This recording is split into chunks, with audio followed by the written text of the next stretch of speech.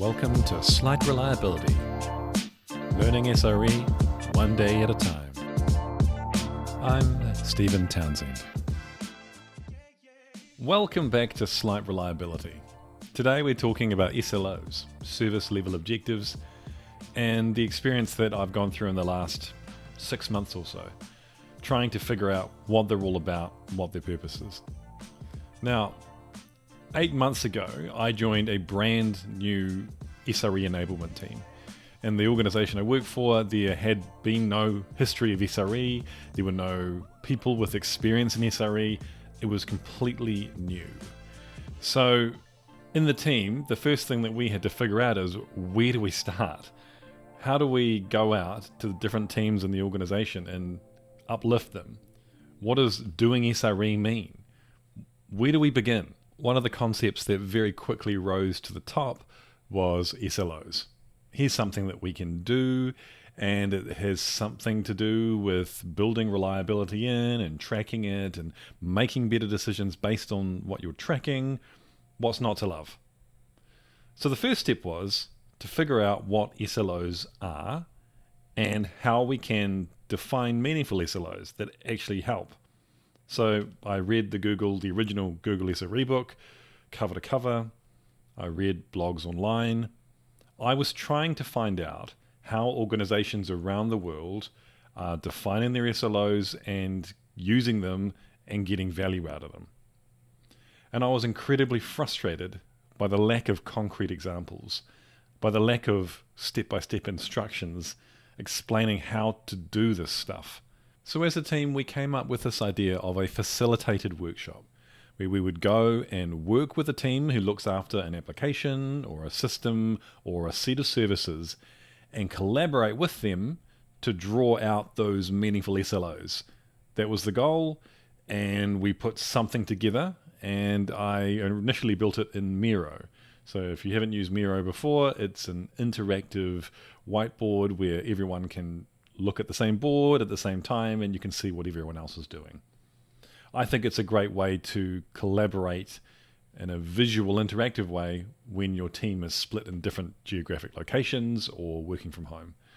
We've also experimented with Mural as well as Miro.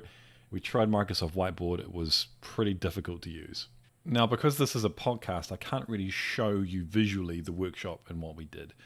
If you do want to find out more, my colleague Gwen and I are speaking at SLO Conf, which runs from May the 9th to the 12th.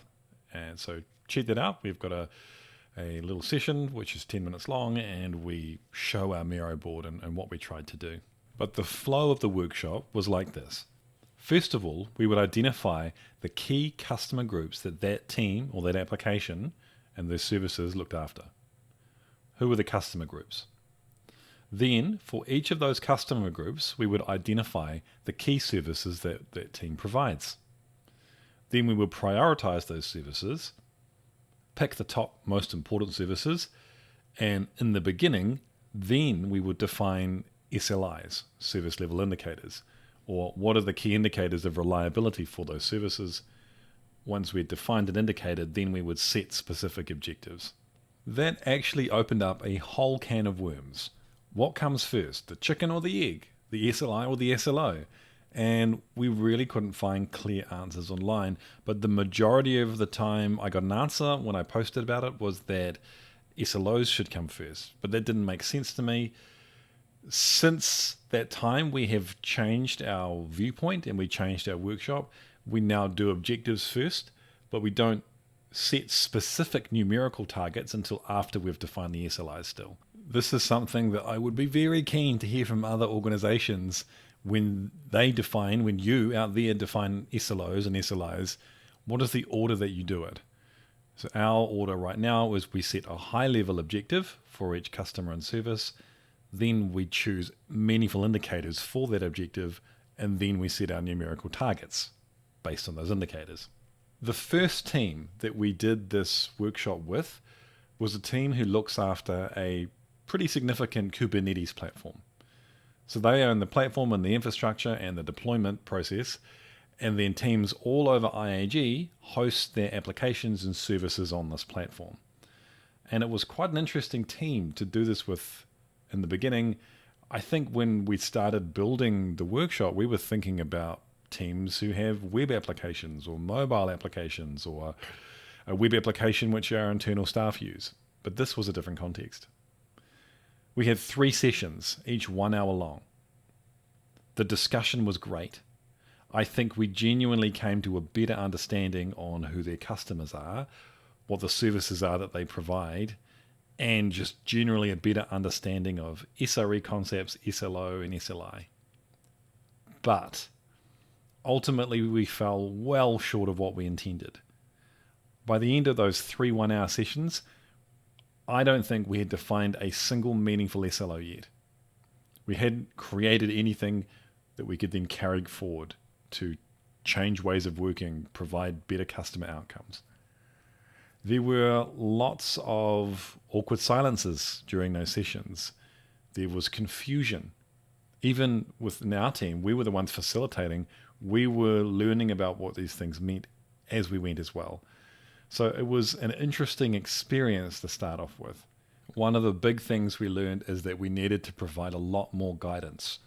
So not asking open-ended questions so much. Instead, shape the workshop, have examples of answers for every question, have templates to follow, categories to guide the discussion in the right direction. And then we went a step further and reflected on what we were doing and went back to the purpose. SLOs are not an outcome by themselves. They're a means to an end. So what is the ends? What are we trying to do? And what we really were after is we wanted to get a better customer focus with the teams that we were working with.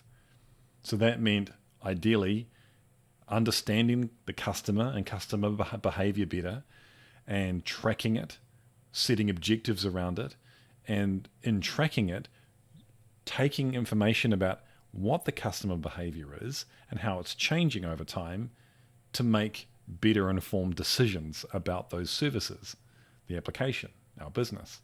We did iterate on the workshop a couple of times, and we worked with some other teams on the workshop. We made various changes. We added a lot more guardrails and guidance. We split the workshop into 2. So first of all, we would define the customer and the services. Then we would take a break, do some research, and then come back to talk about objectives and indicators.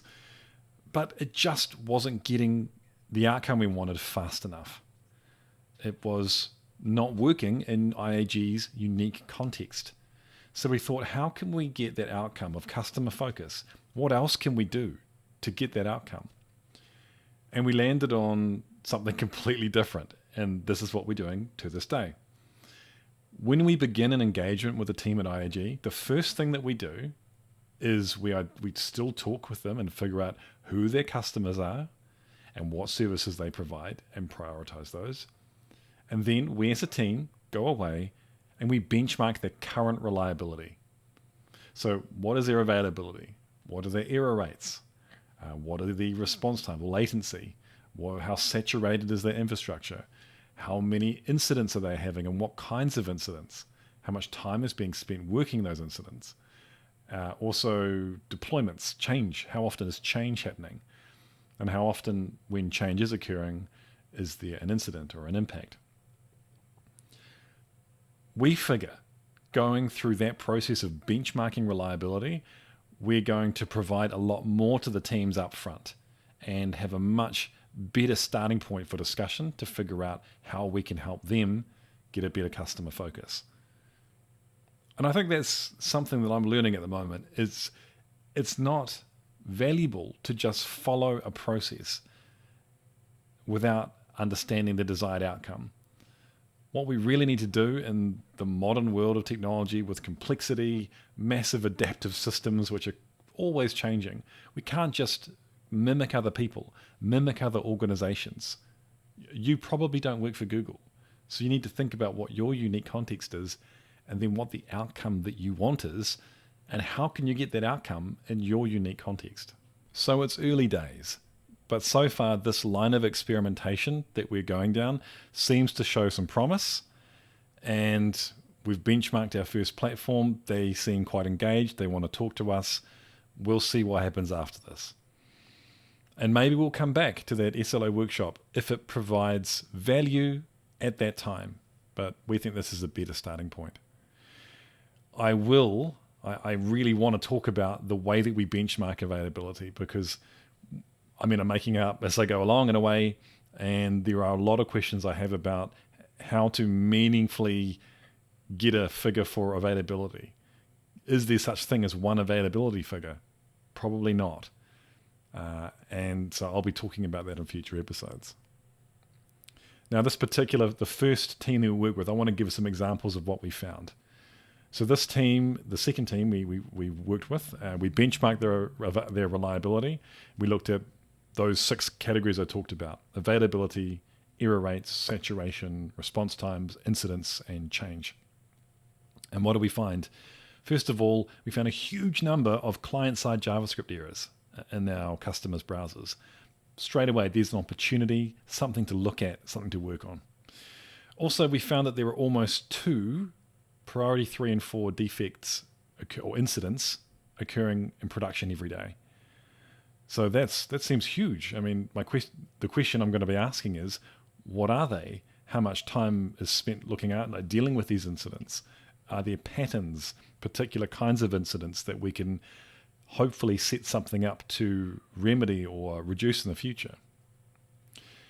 And the other one was that there are particular customer interactions which have a very high latency. So we can talk about that, figure out if there's any opportunity there to improve that. Still, it's an early experiment. I'm looking forward to reporting back how it goes and where that leads us. But yeah, as I said, in upcoming episodes, I'm looking forward to talking about that process of identifying availability, error rates, saturation and latency and response time, because there's a lot of technical complexity and decisions that you need to make when you're doing that. And it's tricky to have a confidence in yourself when you're doing it for the first time. I think I'm quite lucky that I have that performance engineering background.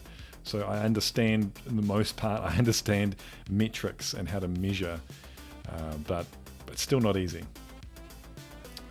So once again, this topic I'm talking about today, if you want to see visually in a bit more detail what we did to define this workshop, to define SLOs, we have a presentation at SLO Conf from May 9th to the 12th. I will put a link into the description of the podcast and the YouTube video. But that's all I wanted to cover today in this episode of Slight Reliability. Very much keen to hear your experiences defining SLOs, how that went, whether you got value out of that, and you saw a change in the way that teams were working. Because I think that's what was missing for us. Sure, we're doing SLOs, we're introducing this theoretical concept, but how do we go from that to teams actually changing their ways of working, the way that they think about reliability and how it fits into their products? All right, I'll see you guys next time.